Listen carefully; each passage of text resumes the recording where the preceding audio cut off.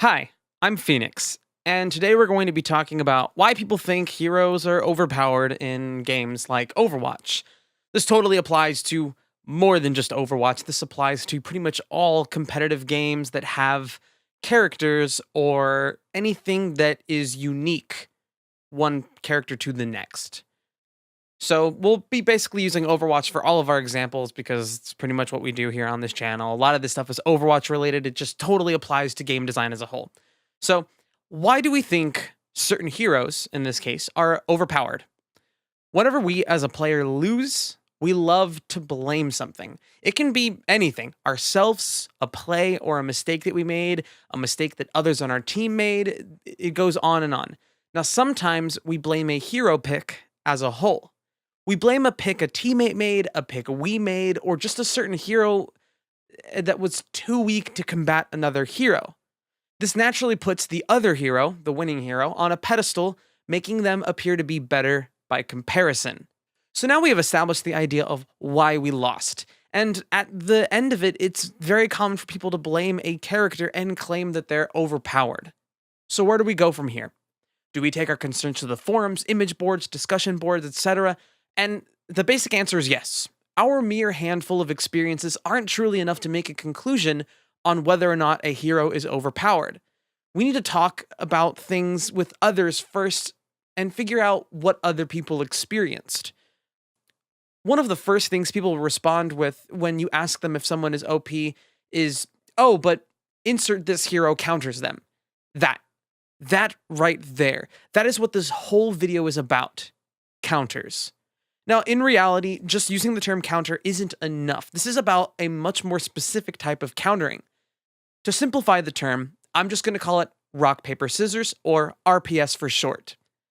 RPS should be very straightforward for anybody at a first glance if you've ever played the game of the same name. X counters Y, Y counters Z, and Z, backing around, counters X. This makes it so no one single thing can go unchecked. I'm going to use an Overwatch example. Roadhog is strong. Now, despite the changes he may receive, in Hook 2.0 and things that come in the future, the very concept of the hook, by design, bringing a hero into his shotgun range and his shotgun that can pretty much one-shot a majority of the offensive heroes, even if just your other teammates also shoot at them, it still has quote-unquote one-shot potential. It can also shred down tanks. It's just a very scary concept by design. But Roadhog doesn't go without counters. The way rock, paper, scissors works is much more complex than just Zarya counters Roadhog. Because in reality, Zarya herself doesn't counter Roadhog. Zarya's barrier, however, counters Roadhog's hook. Zarya's barrier can tank a certain amount of damage over its lifetime, and as long as the barrier has health to it, whether it be 1 health or 20 health or the maximum amount of the barrier, it can tank any large nuke that hits it in one hit, a lot like D.Va's self-destruct. This means that if your ally gets hooked by a Roadhog, chances are they can die in one combo after the hook.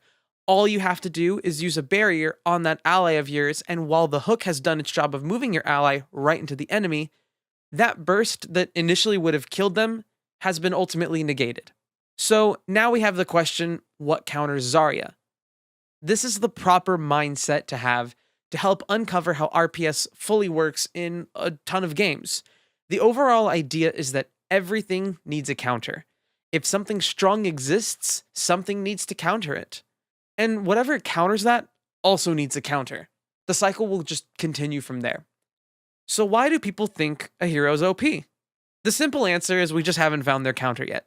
Of course, there is always the case that a hero is actually OP and the counter to them isn't strong enough to be considered a real counter. This takes us back to the idea that I talk about in a lot of my videos. Communication with the community and the developers. If we think something is wrong, we need to make sure our voice is heard, and only then can we hope to see change in the balance of the game. Let's just hope Hook 2.0 works out. I really like Roadhog. So thanks again, everybody. I know this video is a little bit on the shorter side. Rock, paper, scissors honestly doesn't have too much to it, and it's honestly really straightforward. But I hope you guys still enjoyed it. And I hope that this sparked some sort of internal discussion within your mind or within your group of friends. And if you have anything to discuss about how rock, paper, scissors functions in games, then talk about it below. Again, if you liked this video, go ahead and like it. If you disliked it, you know what to do. As always, see you next time.